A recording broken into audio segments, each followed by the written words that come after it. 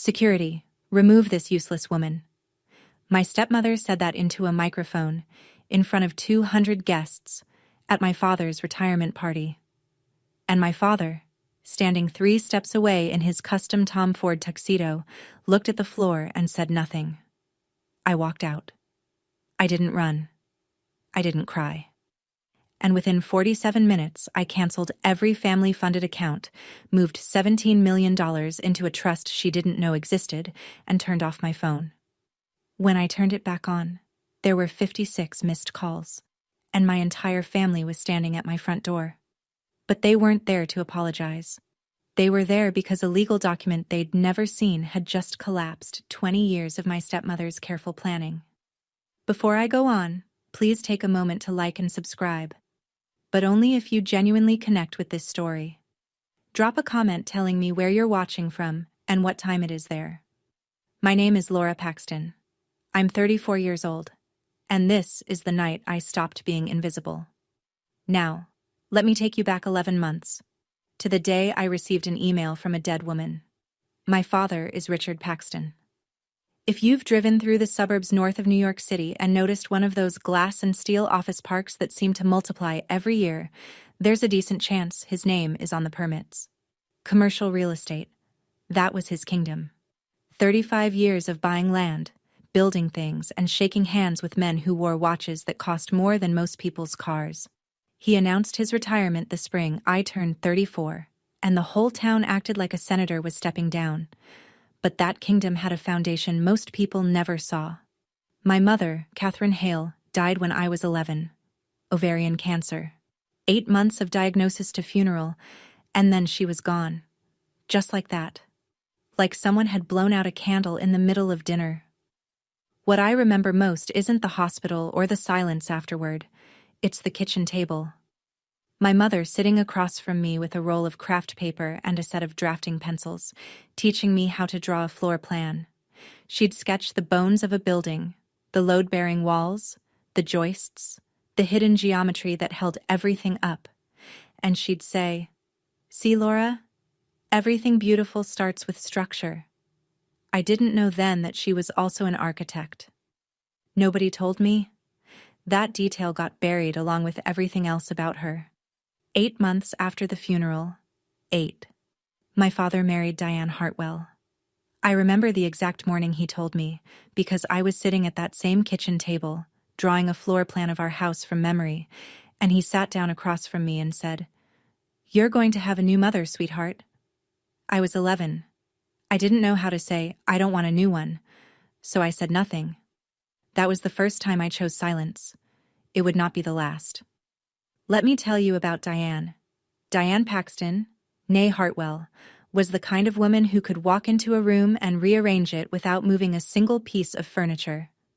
She did it with tone, with timing, with the particular talent of making every suggestion sound like a kindness and every command sound like a question.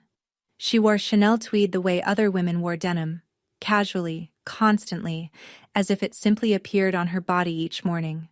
Her hair was always blown out, always honey blonde, always exactly the same.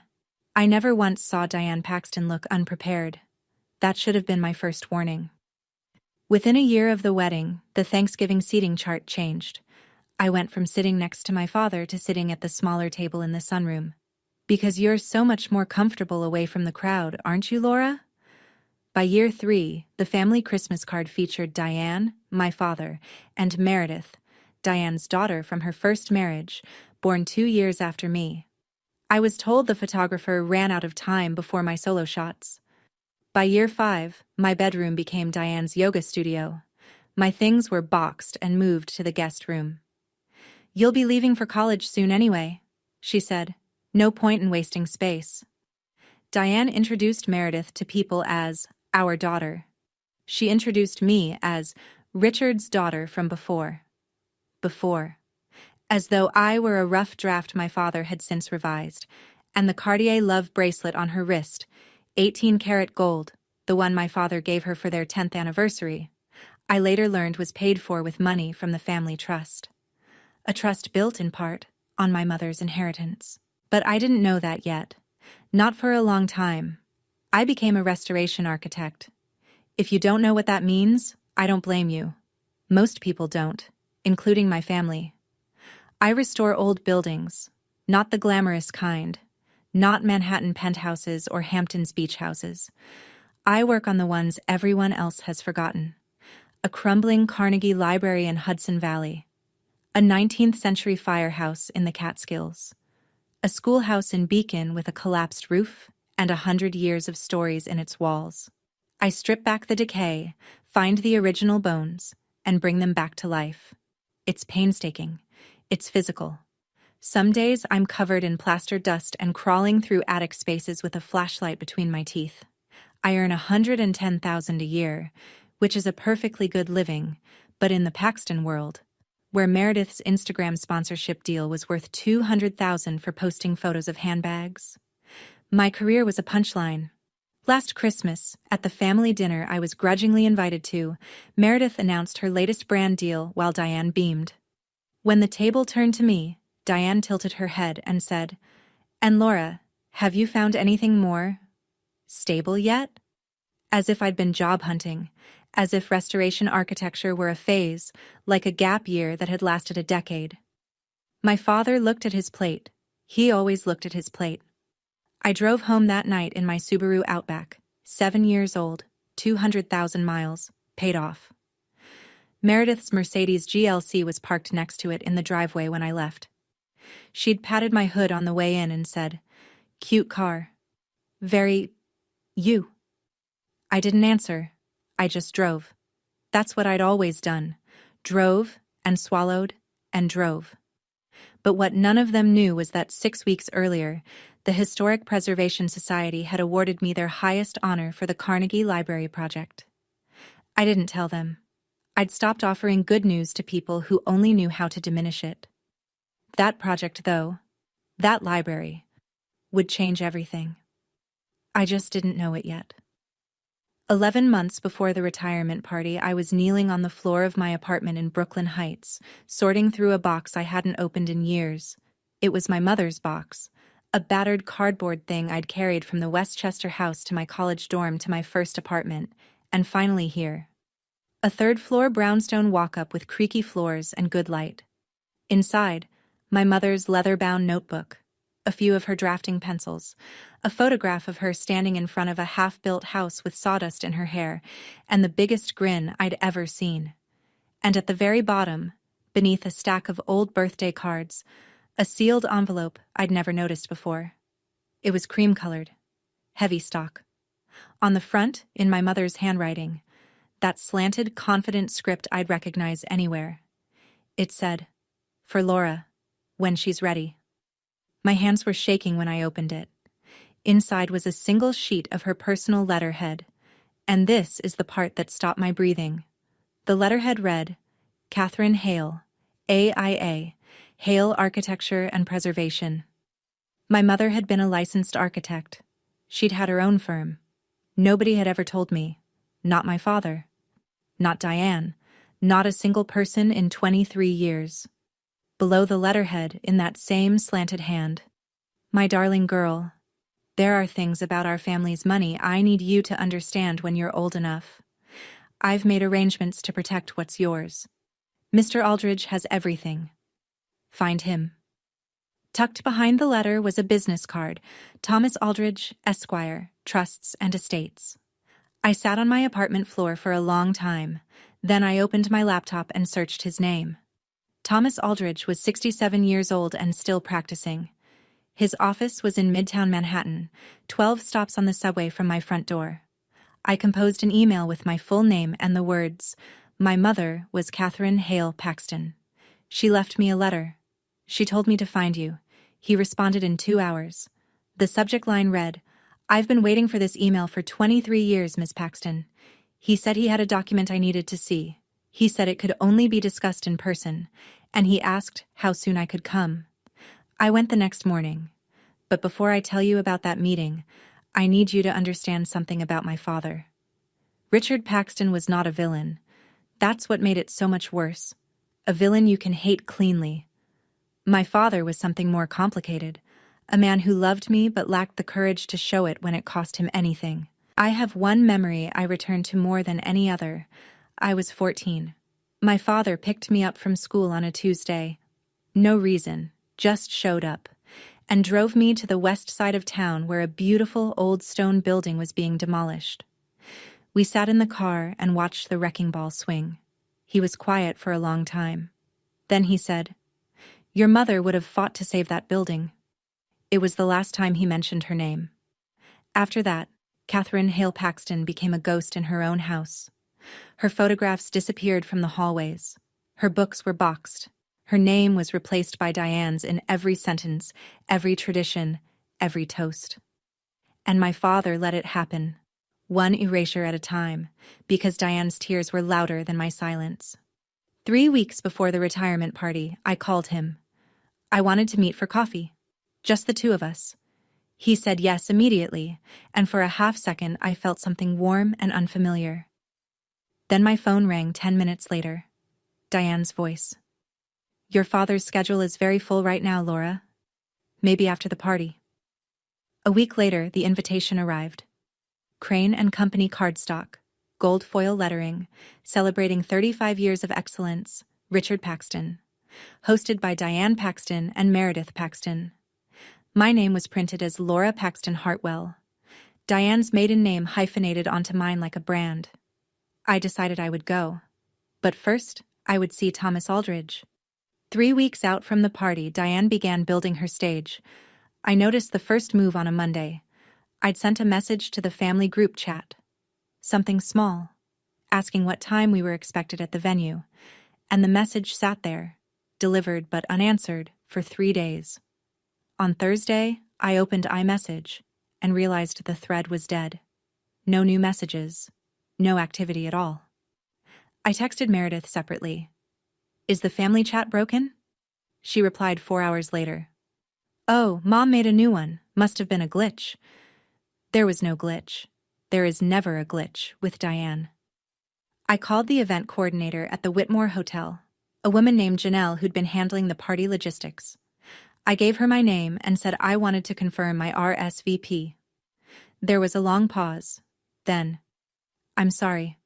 I don't have a Laura Paxton on the guest list. Could you be a +1? I felt the floor shift beneath me. Not surprise. Recognition.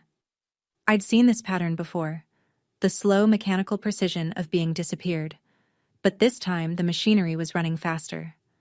I called Diane directly. She picked up on the second ring. She always did, because Diane never wanted to seem like she was avoiding you. "Laura, what a surprise. I wasn't sure you'd come, given everything." She let the pause hang, a loaded ellipsis implying some shameful condition I should already know about. Then, "But please, don't wear one of your work outfits. This is black tie." I said I'd be there. She said she'd have someone add my name. That evening, I checked the American Express Platinum card my father had set up for me when I turned 18, a family card linked to the Trust for Emergencies. It was still active. And for the first time, I looked at the account structure and realized every card, every club membership, every insurance rider in the Paxton family was linked to the same trust, the same pool of money. And I was starting to understand whose money it actually was. 2 weeks before the party, I drove out to Westchester to give my father his retirement gift early. I wanted to see him without the noise, without the performance, just daughter and father. I'd spent 3 months restoring it, an original architectural rendering of the first commercial property my father ever purchased back in 1989. I'd tracked down the original blueprint from the county archive, stabilized the paper, reframed it in reclaimed walnut. It was, I thought, the kind of gift that said, "I see who you were before all of this." My father opened it in the living room. His eyes went soft. His fingers hovered over the glass. For a moment, he was somewhere else. Somewhere before Diane, before the gold foil invitations and the Chanel tweed. "Laura," he started. Diane appeared in the doorway. She glanced at the framed rendering the way you'd glance at a child's finger painting on a refrigerator. "That's sweet, Laura. But we already have the walls full. Meredith commissioned a portrait of your father. Oil on canvas. By a real artist. My father set my gift down on a side table. He didn't fight for it. He never fought for anything that was mine. Diane guided him toward the kitchen. I stood alone in the living room and looked up at the fireplace. Above the mantel hung the portrait Meredith had commissioned. Oil on canvas, gilt frame. It showed my father seated in a leather chair. Diane standing behind him, one hand on his shoulder. Meredith at his side, smiling. The composition was complete. There was no empty space. No room for anyone else. I was turning to leave when I heard Diane's voice from behind the kitchen door, low and fast. She's going to make a scene at the party, Richard. You know how she is. She'll bring up her mother and ruin everything. Maybe we should prepare security. My father's reply was barely audible. She's my daughter, Diane. And Diane's response was perfectly clear. Exactly. And daughters should know their place. I left through the front door. But as I passed Diane's study, I saw it. On her desk, a manila folder with the logo of a law firm I didn't recognize, and the words, Trust Amendment, draft printed across the tab. I didn't stop. I didn't open it. But I saw it. And I remembered. Meredith called me the following Saturday. Not to catch up. Meredith never called to catch up. But because she needed a second opinion on her outfit for the party. I said yes, because I was still, at 34 years old, saying yes to people who never asked how I was doing. We met at Bergdorf Goodman, 5th Avenue, 8th floor, the kind of place where the air itself smells expensive, and the saleswomen remember your name if you spend enough. They remembered Meredith's. She tried on 7 dresses in 90 minutes, an Oscar de la Renta in ivory silk, a Valentino in deep red, a beaded Marchesa that cost more than my monthly rent. Each one was brought out on a velvet hanger by an associate named Claire, who called her Miss Paxton and treated her like minor royalty. The total hovered somewhere above $12,000. Meredith didn't blink. She handed over a black card, linked, like everything, to the family trust, and Claire whisked it away with a smile. When I stepped to the counter to pay for a pair of shoes, simple, black, $200 from my own account, Claire looked at my card, then at me, and said, "And you are?" Meredith laughed. Not cruelly exactly. Worse. Absently, like the answer was obvious. She's my half-sister. She restores old buildings, like, physically, with her hands. The way she said it. With her hands. As if labor were a quaint little hobby. As if the blisters and the plaster dust and the 100-year-old beams I'd saved from collapse were somehow less real than a $12,000 dress charged to someone else's money. On the drive home, Meredith delivered the message I'd been waiting for. "Laura, Mom thinks you shouldn't give a speech at the party. It's better if you just attend. You know Dad doesn't like being emotional in public." I didn't answer. I just drove. That's what I'd always done. Drove. And swallowed. And drove. Meredith's Jimmy Choo bags rustled softly in the back seat. My single Nordstrom rack bag sat on the floor, tucked between my feet at a red light like something trying not to take up too much space. 1 week before the party, I had lunch with a woman named Ellen Marsh. Ellen had been my mother's closest friend, one of the few people in my life who still said Catherine's name out loud, naturally, as if she were a real person and not a footnote. We met at a French bistro on the Upper East Side, the same one my mother used to take me to for Sunday brunch when I was small. White tablecloths, copper pots on the wall, a waiter who still remembered that Catherine ordered the croque madame every time. I ordered the same. Ellen was quieter than usual. She kept rearranging her silverware. Finally, halfway through her second glass of Sancerre, she said it. "Laura, is it true you were let go from your job?" I put down my fork. "Who told you that?" "Diane, at the Garden Club luncheon last week. She said you've been struggling. No stable income, relying on your father," she said. Ellen paused, clearly uncomfortable. "She said you have some mental health difficulties, that you push everyone away, that the family's been trying to help, but you won't accept it. She called you. And I'm sorry to say this. The frigid daughter. I sat very still. I had not been fired. I had never relied on my father for a single dollar since the day I left for college. And my mental health, while certainly tested by 23 years of Diane Paxton, was not a topic I had ever discussed with anyone in that garden club. Diane was building a story. She was seeding it into every circle that mattered. The garden club, the charity boards, the country club wives, so that when the retirement party came, everyone would already believe the narrative. Laura Paxton is unstable, uninvited, and unwelcome. That way, when she was removed from the party, no one would question it. They'd nod and whisper, "Poor thing. It was only a matter of time." Ellen reached across the table and took my hand. "I didn't believe her, Laura. Your mother was the strongest woman I knew, and you are her daughter." I squeezed Ellen's hand, and something inside me that had been bending for a very long time finally stopped bending and started straightening. The night before the party, I sat alone in my apartment. It was quiet in the way Brooklyn gets late on a Friday. Distant sirens, a dog barking 3 buildings over, the low hum of the radiator that had needed fixing since November. I sat in the Eames chair I'd found at an estate sale and spent 4 weekends restoring, a cup of chamomile cooling on the side table, and I looked at the photograph of my mother on the wall. Catherine Hale, 31, standing on a construction site with sawdust on her boots and a rolled blueprint under her arm, laughing at something off camera, alive. I thought about not going. I could stay here, in my apartment, in my quiet, in my carefully built life, and let them have their party and their portrait and their narrative. I could swallow this one too. I was good at swallowing. But then I looked at her letter, pinned to the corkboard above my desk. Find him. I had found him. I knew the truth now. About the trust. About the $17 million. About the provisions my mother had written into law before the cancer took her. I had the documents. I had the authority. I had Thomas Aldridge standing by. I hadn't used any of it, because I wanted to give my father one more chance.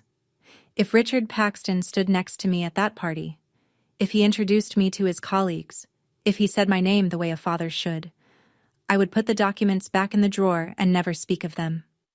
I was offering him the easiest test in the world. Choose your daughter. Just once. I laid out my dress. Midnight navy, clean lines, impeccable tailoring. Nothing flashy, nothing that begged for attention. I opened my jewelry box and took out my mother's Mikimoto pearl earrings, the only thing of hers Diane hadn't managed to claim. I held them in my palm and felt their weight. Cool, smooth, impossibly steady. Then I picked up my phone and called Thomas Aldridge. "If I need you tomorrow," I said, "can you execute within the hour?" His voice was calm, precise, unhurried. "Everything has been ready for 23 years, Miss Paxton." I set my alarm for 7. I hung the dress on the back of my door. And I slept. Deeply, clearly, the way you sleep when you've finally stopped hoping and started deciding. The Whitmore Hotel on a Saturday evening in October is the kind of place that makes you feel underdressed even if you're wearing your best. Crystal chandeliers the size of small cars, Italian marble floors polished to a mirror sheen, waitstaff in black tie carrying silver trays of champagne that caught the light like liquid gold. The grand ballroom had been transformed. Round tables draped in white Belgian linen, centerpieces of white hydrangeas and pale gold roses, a live jazz quartet in the corner playing Cole Porter with the kind of effortless precision money buys. 200 guests, business partners, golf friends, Westchester socialites, people whose last names appeared on hospital wings and university endowments, milled and murmured and clinked glasses beneath a banner that read, "Cheers to Richard Paxton, 35 years of building legacy." I gave my name at the reception table. The young woman checked her list, scrolled, checked again. Her smile faltered. "Paxton, Laura, I'm sorry, I don't see... Oh, wait, here." She pointed with her pen. "You were added yesterday." Yesterday. 200 guests confirmed months in advance. And I was added yesterday, squeezed into the margin like a typo someone had caught at the last minute. Thank you, I said. And I walked in. It hit me in waves. The whispers. Not shouts, not accusations. Whispers. The kind that travel across a cocktail hour like a draft under a door. A cluster of women near the bar, champagne in hand, glancing my way. That's the frigid daughter. A man in a pinstripe suit leaning toward his wife. I heard she's been out of work for months. Another voice, half hidden behind a hydrangea arrangement. She can't do anything right. Diane says she just shows up and causes scenes. Diane's seeds were blooming exactly on schedule. I kept my back straight. I kept walking. I scanned the room for my father and found him near the small stage at the far end of the ballroom, standing between Diane and Meredith, smiling for a photographer who was arranging them into a family portrait. Richard, Diane, Meredith. 3 people, perfectly composed, perfectly lit. The photographer snapped his frames. No one looked for me, no one called my name.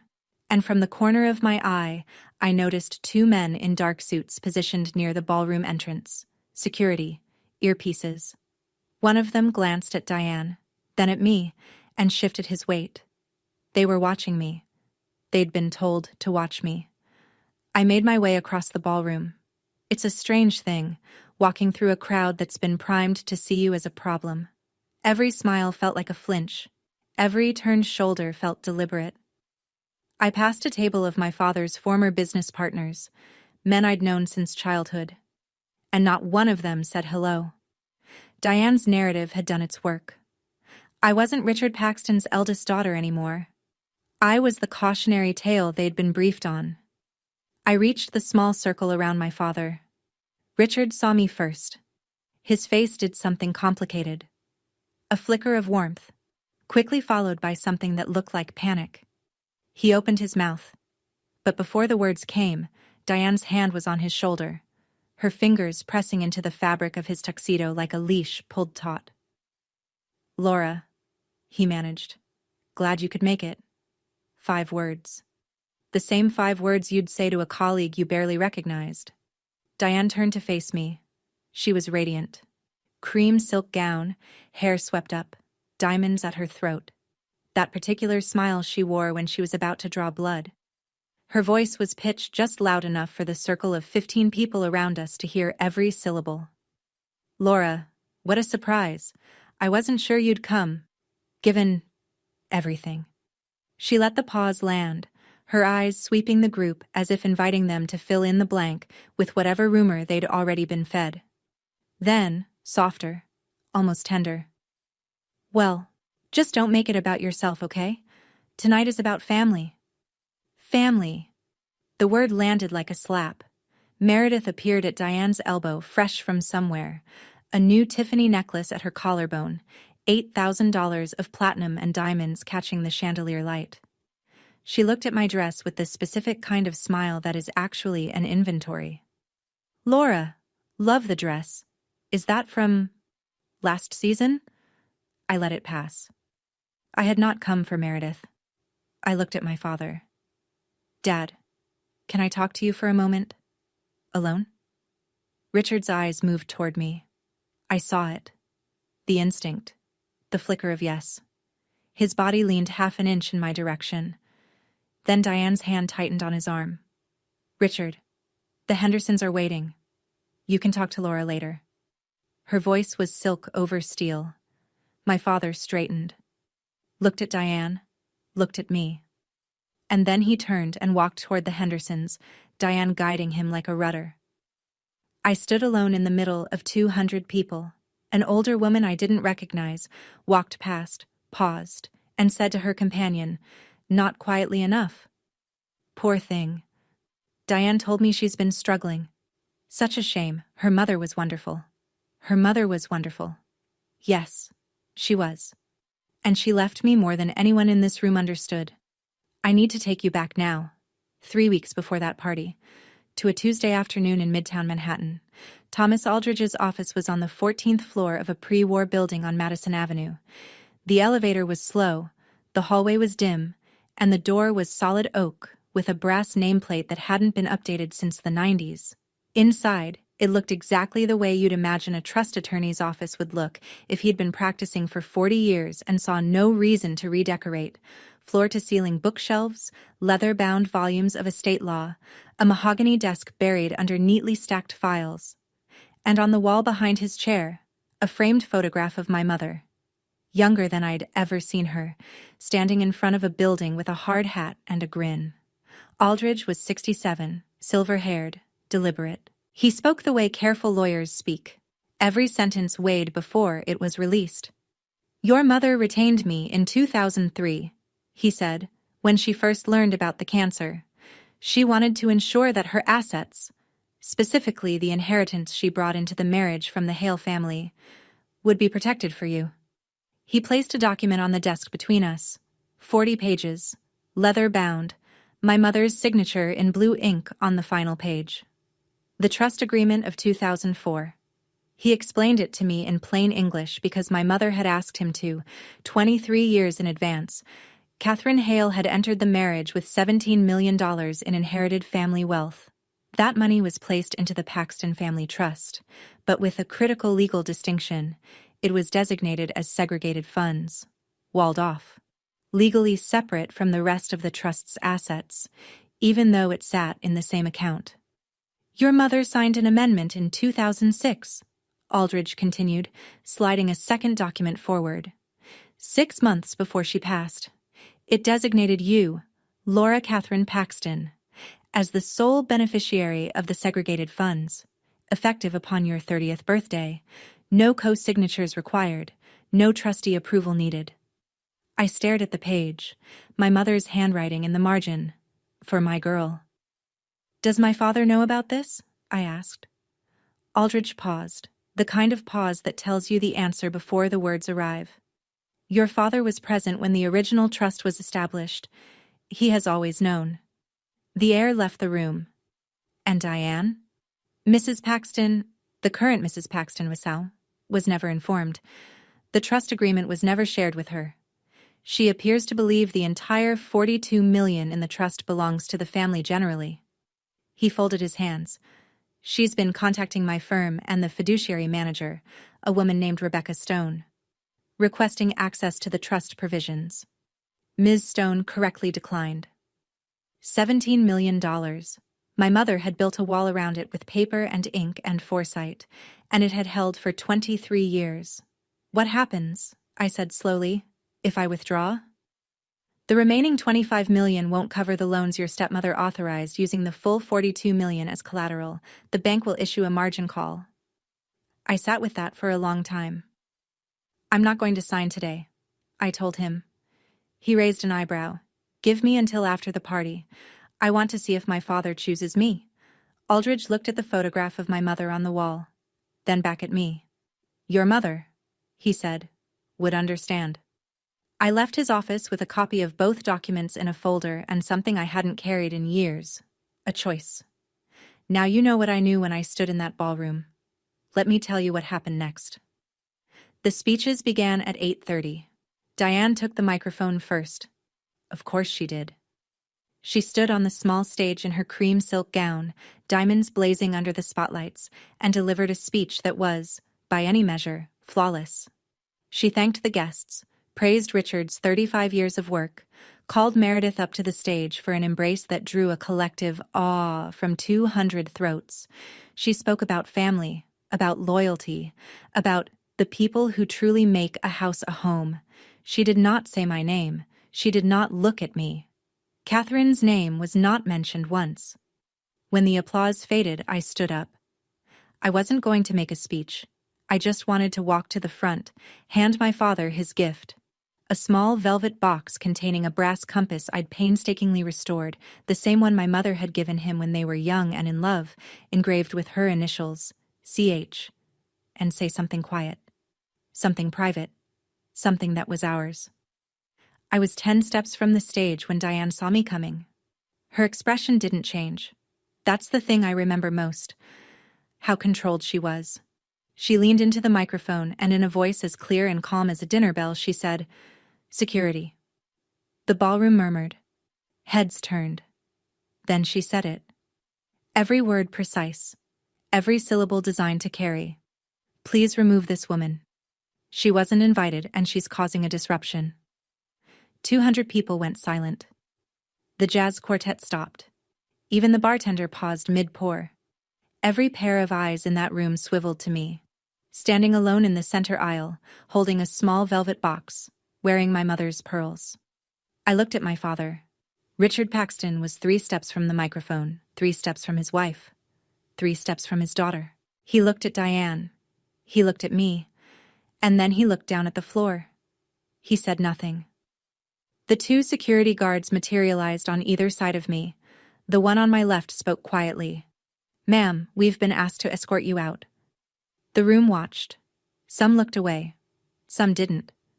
Meredith, near the stage, had her phone up. Filming, I realized.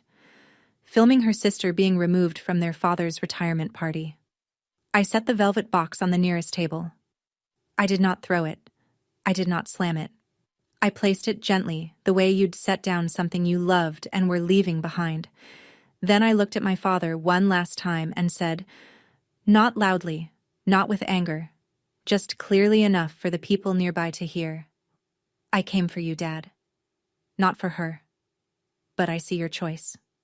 I turned. I walked toward the exit. Back straight. Eyes dry. My mother's Mikimoto pearls catching the last of the chandelier light as I passed through the double doors and into the lobby. Behind me, I heard Diane's voice return to the microphone. "I'm so sorry about that, everyone. Now, where were we?" The jazz quartet started up again before the doors closed behind me. The October air hit me like cold water. I stood on the front steps of the Whitmore Hotel. Marble steps, smooth and pale under the street lamps, and listened to the muffled music bleeding through the walls behind me. Cole Porter. Laughter. The clink of champagne glasses. A world continuing without interruption, as if a woman hadn't just been marched out of her own father's celebration by 2 men in earpieces. I sat down on the top step. The stone was cold through the fabric of my dress. I could see my breath in the air. Inside, the ballroom glowed warm and golden through the floor-to-ceiling windows. Outside, the light was blue-white and thin, the kind of light that makes everything look honest. I looked at my reflection in my phone screen, my mother's pearl earrings, my own face, composed, steady, but underneath it, something cracking along a fault line that had been there since I was 11 years old. I gave myself 60 seconds. 60 seconds to feel it. All of it. The humiliation. The silence where my father's voice should have been. The knowledge that 200 people had watched me be erased and then gone back to their champagne. 60 seconds for every swallowed word. Every Christmas at the small table. Every time I'd driven home and told myself it didn't matter. Then I stood up. Because my mother didn't raise me to sit on other people's steps. I pulled out my phone and called Rebecca Stone. She picked up on the first ring. I'd warned her this call might come tonight. "Rebecca, this is Laura Paxton. I'm ready to proceed with the segregated fund transfer. Tonight." Her voice was steady, professional, unsurprised. "I'll need your digital signature and the authorization code from Mr. Aldridge. I can execute within 45 minutes of receiving both." "You'll have them in 10. I hung up. The ballroom music swelled behind the glass doors. I didn't look back. I learned what happened inside the ballroom afterward, from Ellen Marsh, who stayed through the end and remembered everything. Diane returned to the microphone as if nothing had occurred. She smoothed her speech the way she smoothed everything, with a light hand and an iron will. "Family is about loyalty," she told the room, her voice warm and certain. "And tonight, we celebrate a man who built everything from nothing." From nothing. As if $17 million of Catherine Hale's inheritance were nothing. As if the foundation beneath the foundation didn't exist. The room applauded. The champagne flowed. Meredith posted her Instagram story from the stage, a close-up of her and Diane, cheek to cheek, with the caption, "Family first." No mention of the sister who'd been escorted out 5 minutes earlier. Ellen told me that a few guests shifted uncomfortably in their seats after I left. A woman at table 6 leaned toward her husband and whispered, "That didn't feel right." A retired judge named Harold Forster set down his champagne flute and didn't pick it up again. But no one spoke. No one stood. That's the thing about rooms full of polite people. Politeness is just another word for complicity when someone's being dragged out in front of you. Richard sat at the head table. He didn't eat. He didn't speak during the toast his business partner offered. Ellen said he kept looking at the velvet box I'd left behind, sitting on a table near the aisle, untouched, like a small monument to something broken. He didn't open it. Diane leaned over to a man Ellen recognized as one of Richard's real estate partners and said, quietly, but not quietly enough, "Laura has always been difficult. Catherine spoiled her, but we've tried our best." The narrative held. The room believed. The party continued. And while they danced and drank and told themselves everything was fine, I was sitting in my car in the hotel parking lot, about to press a button that would change all of it. My laptop was already in the car. I'd brought it that evening the way a surgeon brings a scalpel, hoping not to use it, prepared if she had to. I opened it on the passenger seat. The screen lit the interior of my Subaru in pale blue light, while the parking lot of the Whitmore Hotel stretched dark and quiet around me. Inside the building, 200 people were dancing. Out here, it was just me and a Wi-Fi hotspot, and 23 years of silence finally reaching their limit. I dialed a conference call. Thomas Aldridge picked up first, then Rebecca Stone. "Authorization code," Aldridge said. He read it off. 12 alphanumeric characters, calm and precise, as if he were reading a weather report. "This authorizes the transfer of segregated funds from the Paxton Family Trust to the Laura Paxton Irrevocable Trust, per the Trust Agreement of 2004 and Amendment of 2006.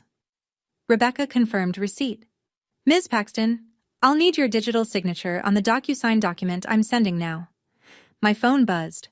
I opened the email, read every line, because my mother taught me that everything beautiful starts with structure, and signed. "Processing," Rebecca said. "Estimated completion, 45 minutes. While I waited, I did the rest. 3 American Express Platinum cards. Diane and Meredith were authorized users on accounts linked to the Trust's collateral covenant. Country club membership. Supplemental insurance riders. All of it tethered to the same pool of funds that was about to shrink by $17 million. When the trust balance dropped below the covenant threshold, the bank's automated system would freeze every linked account.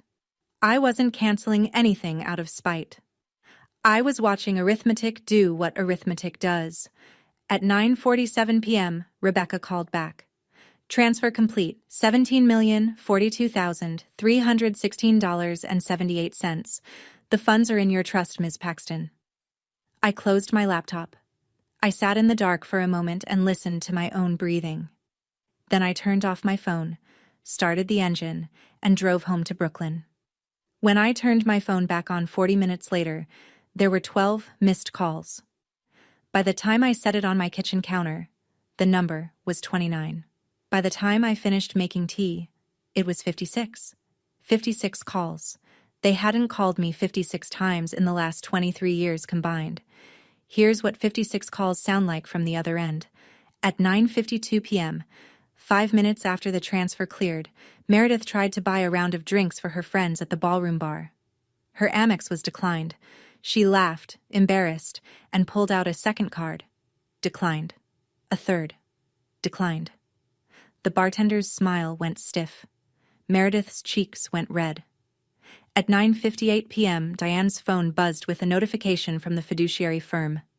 The kind of notification that arrives in bold type with the word urgent in the subject line. Action required. Significant asset movement in Paxton Family Trust. Please contact your account manager immediately. Diane stepped away from the dance floor. She called Rebecca Stone directly. Rebecca, professional, neutral, bound by fiduciary protocol, said, "A beneficiary has exercised their right to withdraw segregated funds under the original trust agreement. I'm not authorized to disclose further details by phone." Ellen told me later that she watched the color drain from Diana's face in real time. It was like watching a screen go dark. First the smile, then the composure, then the certainty. All of it. gone in the space of a single phone call. Diane walked straight to Richard, gripped his arm, and pulled him to a quiet corner near the coat check. "What did you do?" she hissed. Richard stared at her. "What are you talking about?" Diane pulled up the trust portal on her phone. Her fingers were shaking.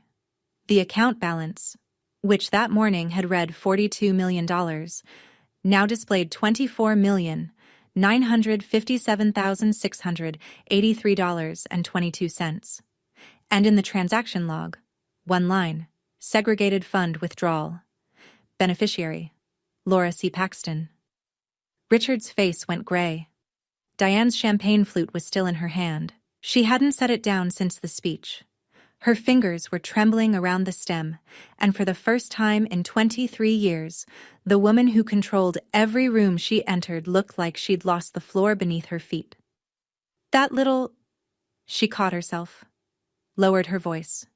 "She can't do this. Richard, call her. Now." He called. I didn't answer. He called again, and again, and again. I was already home by the time the calls started stacking. My apartment in Brooklyn Heights is a third-floor walk-up in a brownstone built in 1891. Original moldings, warped hardwood floors, a kitchen barely big enough for 2 people and a kettle. I chose it because the ceilings are 10 feet high and the windows face east, and every morning the light comes through like it's been filtered through honey. I restored the built-in bookshelves myself, floor to ceiling, white oak, and filled them with architecture books and novels and a few things that don't have a category but felt right. I set my phone on the kitchen counter and let it vibrate. The messages came in waves. Meredith first, frantic. "Laura, what did you do?" Then Diane. "No longer velvet, no longer measured. You have no right. This is family money." Then Meredith again. "My cards aren't working."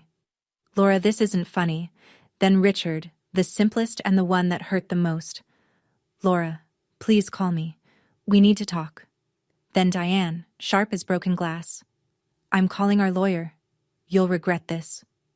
I watched the screen light up and go dark. Light up and go dark. Like a heartbeat monitor for a family in cardiac arrest. I didn't answer. Instead, I ran a bath. I took off the midnight navy dress and hung it carefully on the back of the bathroom door. I unclipped my mother's pearl earrings and set them on the vanity. I stepped into the hot water, and I stayed there until my breathing slowed and the steam softened the edges of everything. When I got out, I put on a sweater and made chamomile tea and sat in my Eames chair and looked at the photograph of my mother on the wall. Catherine Hale laughing on a construction site, covered in sawdust, completely alive.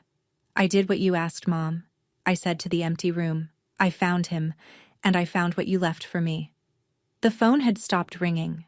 56 calls total. I checked the time, 11:08 p.m. Then the intercom buzzed. I looked at the intercom screen. There they were. All 3 of them, standing on the stoop of my brownstone at 11:15 on a Saturday night in October.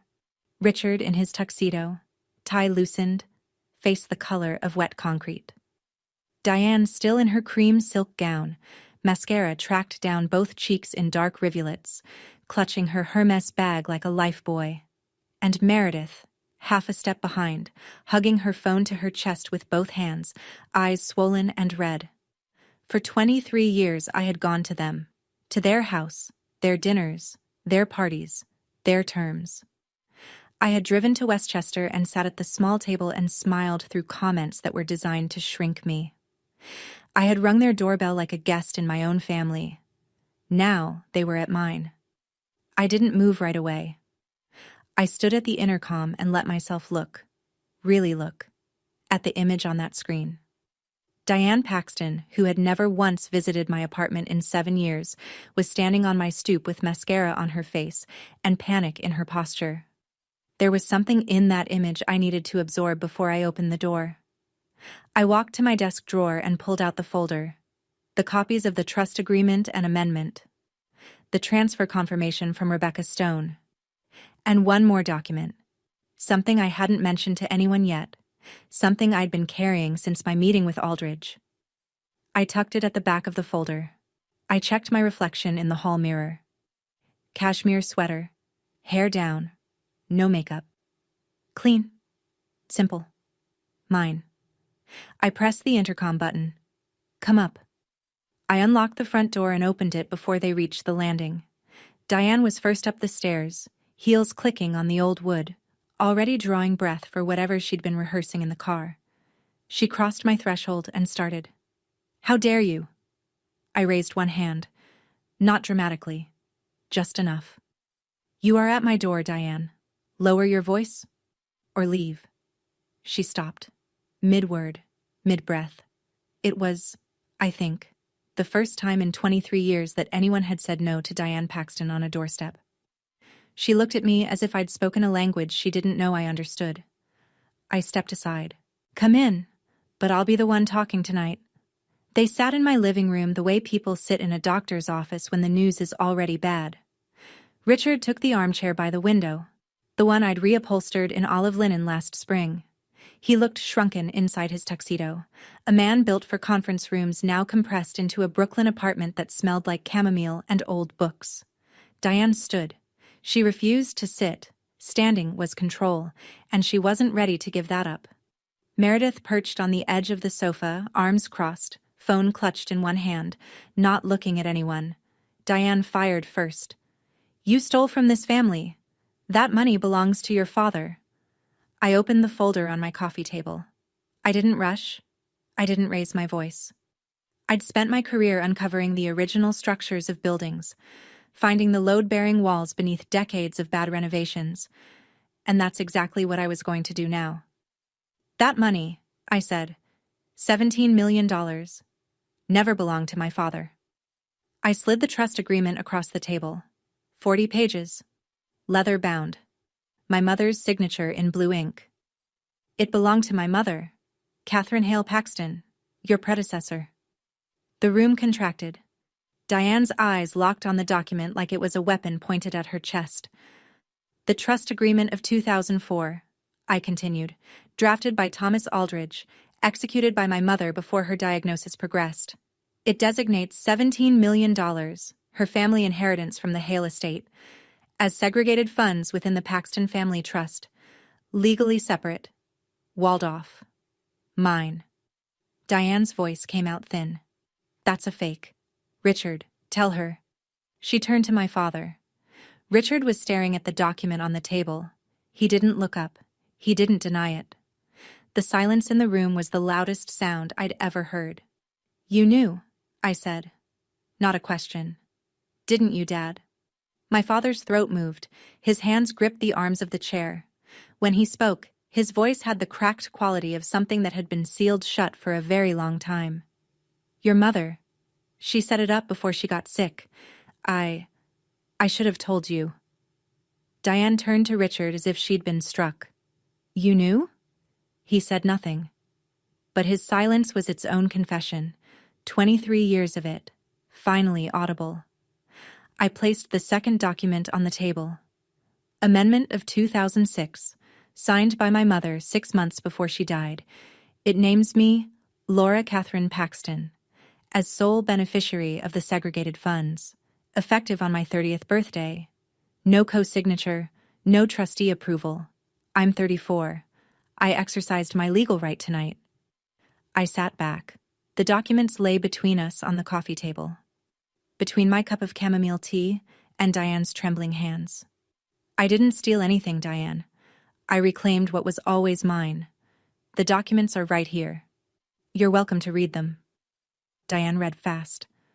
I watched her eyes scan the pages, flipping, searching, looking for the crack, the loophole, the mistake. She didn't find one. My mother had been meticulous. Aldridge had been meticulous. 23 years of legal architecture built to hold. When Diane looked up, she'd shifted tactics. The fury was gone, replaced by something I'd seen 100 times. The quiver in the chin, the careful widening of the eyes, the trembling hand pressed to her collarbone. Victim mode, her most practiced performance. Richard, she breathed, turning to my father, she's tearing this family apart. After everything I've done for this family, for her, I cut her off. Not with volume, with information. Speaking of what you've done, Diane, I know about the trust amendment you've been drafting. The performance collapsed. It was instantaneous, like watching a mask crack down the center. Her hand dropped from her collarbone. Her mouth opened, then closed. The room went vacuum silent. 3 weeks ago, I said, I was at the house. I saw the folder on your desk. A draft amendment from a law firm, designed to remove me as beneficiary of the segregated funds and transfer them to Meredith. Meredith's head snapped up. What? I also confirmed with the fiduciary firm that you've been calling them repeatedly, requesting access to my mother's trust provisions, details that Rebecca Stone correctly refused to share with you because you have no legal standing to receive them. Diane abandoned the tears. What replaced them was something rawer, genuine anger, stripped of all the silk. So what? That money's been sitting there for 20 years doing nothing. Meredith deserves it more than you. At least, she contributes to this family. Mom, stop. Meredith's voice was small but sharp, a crack in a wall I hadn't expected. Diane didn't hear her, or chose not to. I looked at my sister, then back at Diane. Meredith deserves what exactly? $17 million that my mother earned? That my mother's parents built over 3 generations? For what? Instagram sponsorships charged to a trust that isn't hers? Richard's voice surfaced, weak.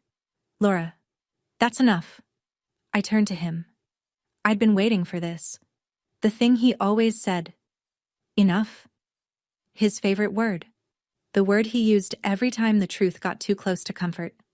No, Dad, you don't get to say enough tonight. You lost that right when you watched 2 security guards walk me out of a ballroom and said nothing. The silence after that was different from the others. It wasn't the silence of composure or control. It was the silence of a man hearing, for the first time, the cost of his own cowardice. Diane's hand moved to her Hermes bag. She pulled out the manila folder, the same one I'd glimpsed on her desk, and held it up like a shield. This amendment is perfectly legal, and Richard was going to sign it. He can't, I said. The segregated funds are already in my name. They have been since 2006. That amendment was drafted to alter something Diane had no authority over, for assets she had no claim to, using a provision that doesn't exist. Your lawyer should have told you that, unless you didn't give them the full picture. Diane stared at me. The folder trembled in her hand, a weapon that had turned to paper. I let the silence hold for a moment. Then I explained what was going to happen. Not with emotion, not with satisfaction, but the way I'd explain load calculations on a restoration project. Facts, structure, arithmetic. When I withdrew the $17 million tonight, the trust balance dropped from $42 million to $25. But over the past several years, Diane, using her position as a co-trustee, authorized loans against the trust's full value. Real estate leverage. The total outstanding debt collateralized by the trust is approximately $38 million. Richard's head lifted slowly. He hadn't known the number. I could see it on his face. The specific expression of a man who'd signed things without reading them because his wife told him it was handled. The bank's loan covenant requires the trust to maintain collateral coverage at a minimum of 1-to-1.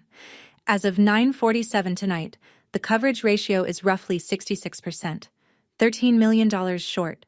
The bank's automated compliance system has already frozen the linked accounts. Credit cards, the country club membership, the supplemental insurance riders. A formal margin call will follow within 72 hours.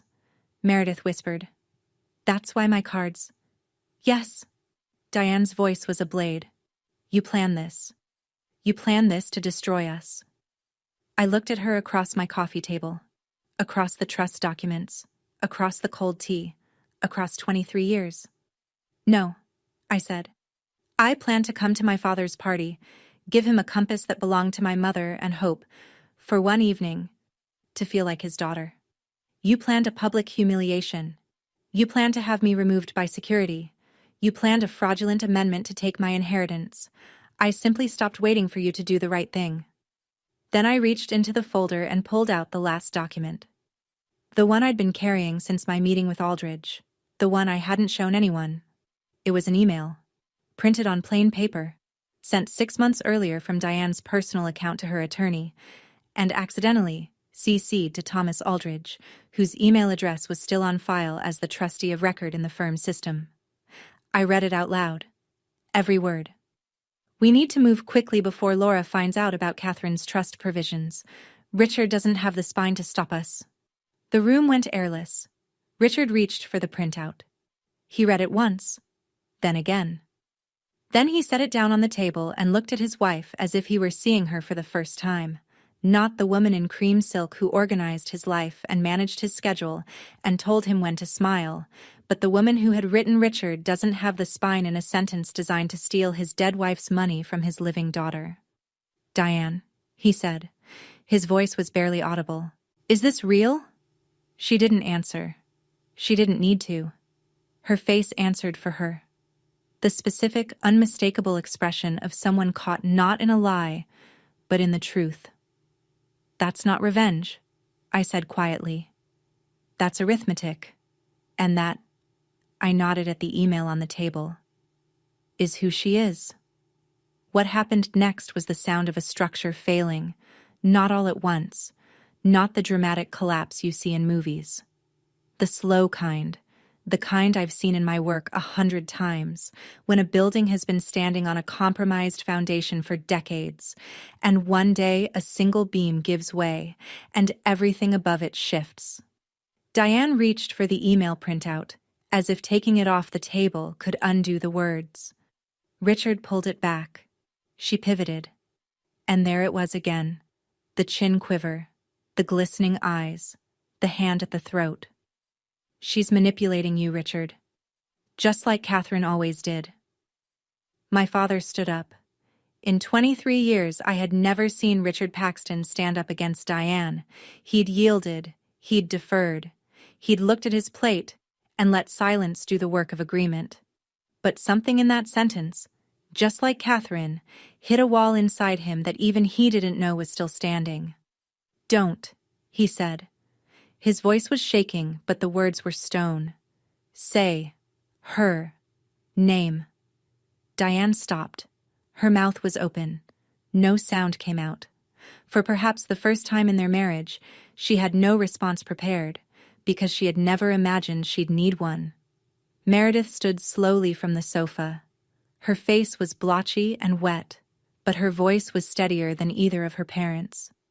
Laura, she said, I didn't know about the trust, the amendment, any of it. I looked at my sister, my half-sister, the golden child, the one who'd been handed everything I'd been denied, and I saw, beneath the Tiffany necklace and the tear-streaked makeup, a 26-year-old woman standing in the wreckage of the only story she'd ever been told about her family. I believe you didn't know about the trust, Meredith, but you knew what it felt like to watch your sister get erased from family photos. You knew what it meant when I sat at the small table every Thanksgiving. You knew, and you said nothing. She closed her eyes, nodded once. My father took a step toward me. Laura, I'm sorry. I let the words settle. I didn't rush to comfort him. I didn't say it's okay, because it wasn't okay. It hadn't been okay for 23 years, and pretending otherwise would be one more form of silence. I know you are, Dad. But sorry isn't enough anymore.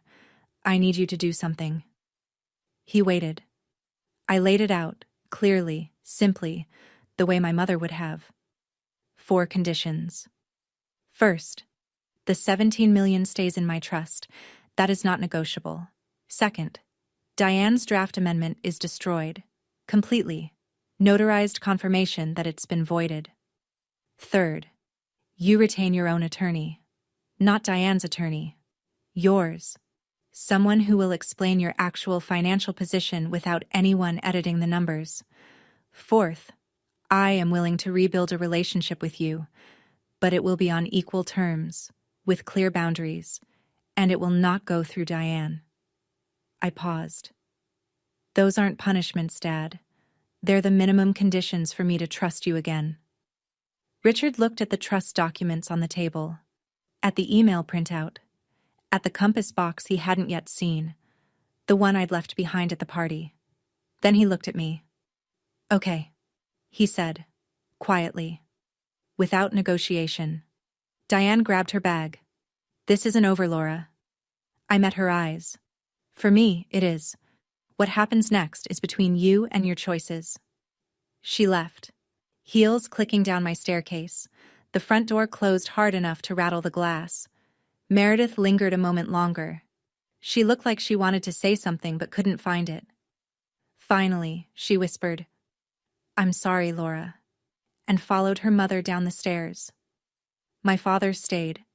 He sat back down in the olive chair and stared at his hands, and neither of us spoke for a very long time. The radiator hummed. The brownstones settled. The photograph of my mother watched us from the wall. The fallout arrived in waves over the next 72 hours, each one more precise than the last. Monday morning, 9 a.m. The margin call came. A letter from the bank, sent via courier to Richard's home office. Bold letterhead, red urgent stamp, the kind of document that makes your hands cold before you finish the first paragraph. The Paxton Family Trust was $13 million below the required collateral threshold. Richard had 60 days to either inject additional capital or liquidate assets. 2 commercial properties, an office complex in White Plains and a retail center in Stamford, would need to be sold. Richard hired his own attorney that same afternoon. Not Diane's lawyer, his own. A woman named Patricia Holt from a mid-sized firm in Manhattan, recommended by a colleague Diane had never met. Patricia pulled the full financial records of the trust, something no one had done independently in over a decade. What she found was the second detonation. Over the past 15 years, Diane had authorized approximately $2.3 million in withdrawals from the trust's operating account, categorized in the records as family expenses. Patricia's audit revealed they were anything but. Personal shopping, first-class travel, spa retreats, Meredith's lifestyle costs, a down payment on a vacation property in the Berkshires that was titled solely in Diane's name. None of it had been approved by the trustee of record. None of it had been disclosed to Richard. All of it constituted a breach of fiduciary duty under the trust's governing documents. Diane was given a choice: repay the $2.3 million through a structured plan or face civil liability and potential removal as co-trustee. The country club membership remained frozen, the insurance riders lapsed, Meredith's credit cards stayed dark, and 2 days after the margin call, Meredith Paxton quietly deactivated her Instagram account. No announcement, no farewell post, just a single story that read, "Taking some time offline." It was the first honest thing she'd posted in years. 1 week after the party, my father called.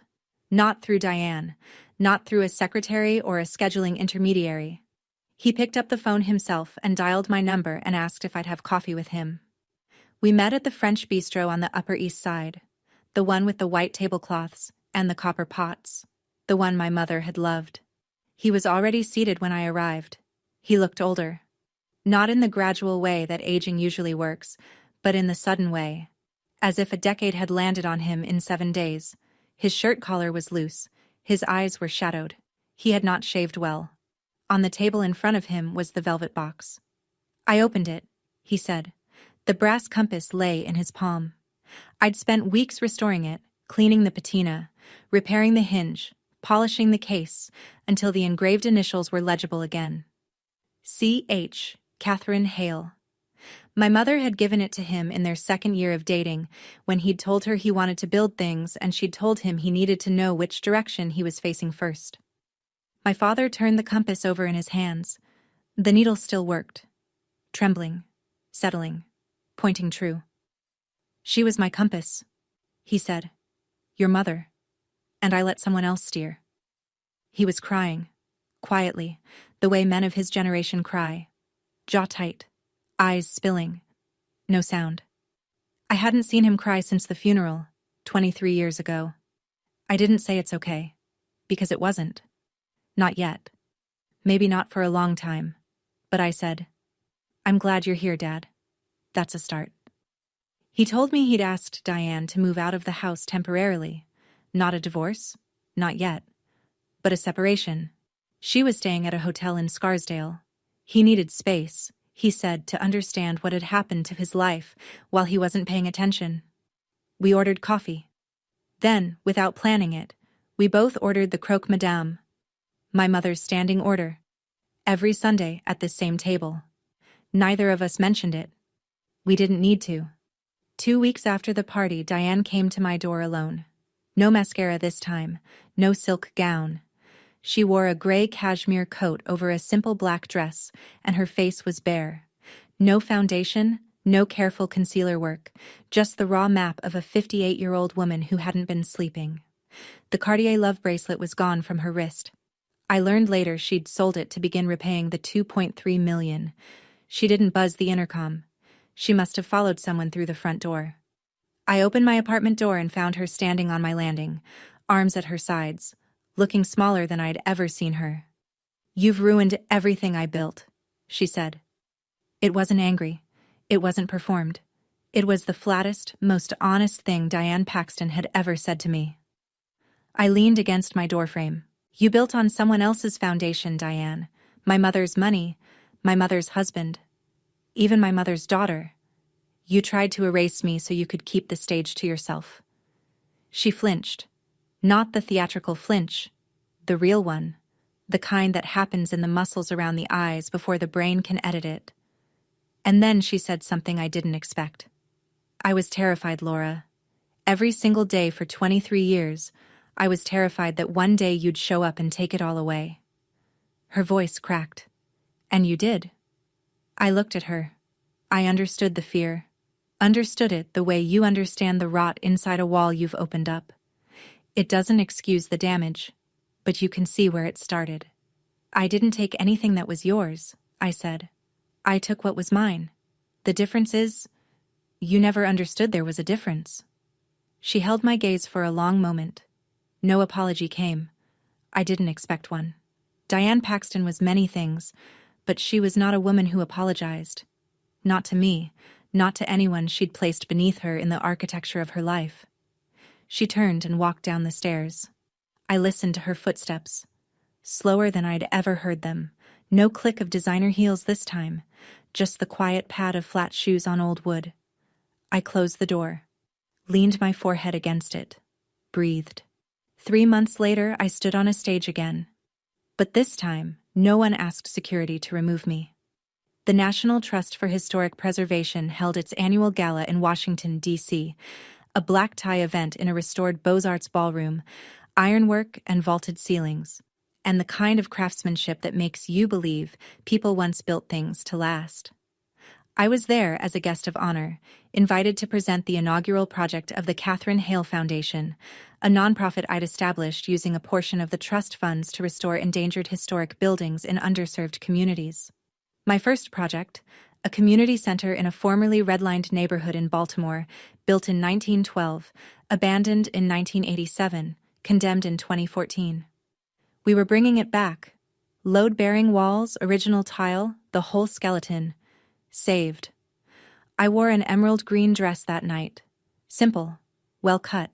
My mother's Mikimoto pearl earrings. Behind me on the screen, in letters 6 feet tall, the Catherine Hale Foundation. Preserving what matters. My father was in the audience, front row. He'd driven down from Westchester alone. No Diane beside him, no entourage, just Richard Paxton in a navy suit, sitting upright, watching his daughter speak. I talked about buildings, about the ones everyone walks past without seeing, about the ones that get condemned because it's easier to tear something down than to do the hard, slow, unglamorous work of finding out what's still good underneath. I talked about my mother, an architect I never knew was an architect who built things that held for decades because she understood that everything beautiful starts with structure. When I finished, the room stood. My father stood first. Afterward, he found me near the coat check. He was holding something. A flat, rectangular package wrapped in brown paper. I opened it and went still. It was the architectural rendering I'd given him at the retirement party. The original blueprint of his first building, the one I'd restored from the county archive. He'd had it framed in dark walnut, museum-quality glass, archival matting, The whole treatment. It's been on my wall since the day you gave it to me, he said. I just never told Diane. I held the frame against my chest and looked at my father. This flawed, frightened, trying man. And I didn't say it's okay. I said, "Thank you, Dad. That means more than you know." We walked out together into the cool DC night. 2 weeks later, I received a handwritten letter in the mail. No return address on the front, but I recognized the stationery. Meredith. 3 pages front and back, in careful handwriting. An apology. Not the performative kind, not the kind that explains itself away, but the raw, stumbling, honest kind that a 26-year-old writes when she's seeing her life clearly for the first time. I haven't replied yet, but the letter sits on my desk, next to my mother's letter, next to the compass box. Some things take time. Some buildings can't be restored in a season. But the foundation, the real one, the one beneath everything, is sound. So that's my story. I didn't win because I screamed louder. I didn't win because I had more money or more power or more cruelty than the people who tried to erase me. I won because 23 years ago, while she was dying, my mother sat down with a lawyer and a pen and a stack of legal paper and built something that would hold. She didn't do it with drama. She didn't do it with anger. She did it with structure. The same way she built everything. I used to think strength meant enduring. Showing up to every dinner, sitting at the small table, driving home in silence, swallowing whatever was served and calling it family. I thought if I was patient enough, quiet enough, good enough, someone would eventually see me. No one was going to see me. Not because I was invisible, but because the people around me had decided that my invisibility was convenient. And the only person who could change that was the one standing in the mirror. If you're listening to this and you recognize something, the whispers, the exclusion, the way your name gets misspelled on purpose, the way your accomplishments get met with silence while someone else's get a standing ovation, I want you to know, you're not crazy. You're not too sensitive. You're not the difficult one. And you do not have to set yourself on fire to keep someone else warm. My mother left me a letter. It said, "Find him." And what I found wasn't just a lawyer or a trust document or $17 million. I found the thing she'd really been protecting all along, my right to take up space. Thank you, Mom, for the letter, for Mr. Aldridge, for the pearls, for teaching me that some buildings are worth saving, including the one I live in. Before you go, if this story reminded you of someone you love, or someone you need to set a boundary with, share it with them. Not as a weapon, but as a mirror. And if you've ever had to choose between keeping the peace and keeping your dignity, tell me in the comments. Tell me which one you chose. I read every single one. There are more stories like mine in the description below. If you're still here, if you stayed through all of it, you're exactly the kind of person who needs to hear them. Thank you for listening.